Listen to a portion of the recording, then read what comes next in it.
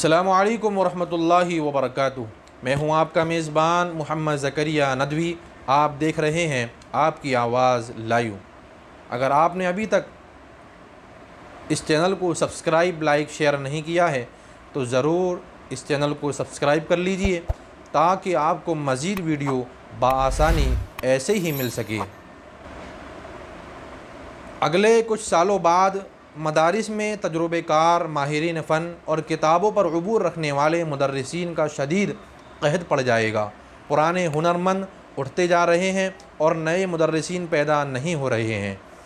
इसकी एक बड़ी वजह यह है कि अब मदारिस में भी तदरीस के लिए असातिज़ा का इंतखाब काबिलियत की बिना पर नहीं बल्कि अक़रबा परवरी, गिरोह परस्ती और ताल्लुक़ात की बिना पर किया जाता है, या फिर स्कूलों की तरह अपने शागिर्द रखे जाते हैं जो कम अज़ कम से कम तनख्वाह पर गुजारा करने वाले और चापलूसी करने वाले होते हैं। अगर काबिल मुदर्रिस रख भी ले तो ना उसको माकूल वजीफ़ा देते हैं और ना ही इसकी कदर करते हैं। जैसा कि पाकिस्तानी हुक्मरान अपने साइंसदानों और डॉक्टरों की कदर नहीं करते तो वो अमेरिका चले जाते हैं, इसी तरह काबिल मुदर्रिसीन ख़ुद मदरसा खोलने में ही आफ़ियत समझते हैं। इस तरह उनकी तदरीसी सलाहियतें मदरसा चलाने में लग जाती हैं। ये सूरत हाल बढ़ती ही जा रही है और आने वाले वक्तों में इसी सबब दरसगाहों में सख्त कहत देखने को मिलने वाला है।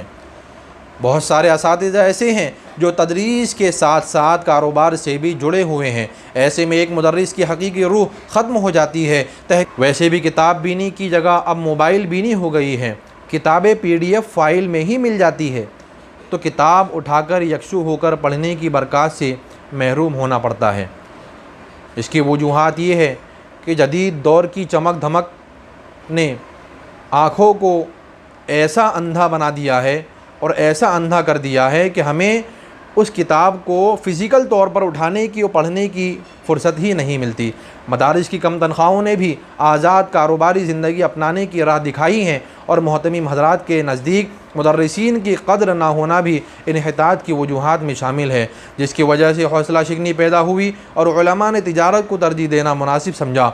बहुत सारे बासलाहियत और कारआमद फजला को मदारिस में जगह सिर्फ़ इसलिए नहीं मिलती कि वो ख़ुददार होते हैं। इनमें जी हुजूरी और चापलूसी का मादा या तो कम होता है या सिरे से होता ही नहीं। ऐसे लोग मोहतमीमीन हज़रात की मुतलक़ुल इनान हुक्मरानी में खलल का बाइस हो जाते हैं। इनकी जगह दूसरे बरादरों को दी जाती है जिनका वाहिद सरमाया बस यही होता है। इसका रास्ता कट जाता है और वो ज़िंदगी के दूसरे शोबों में ज़म हो जाता है।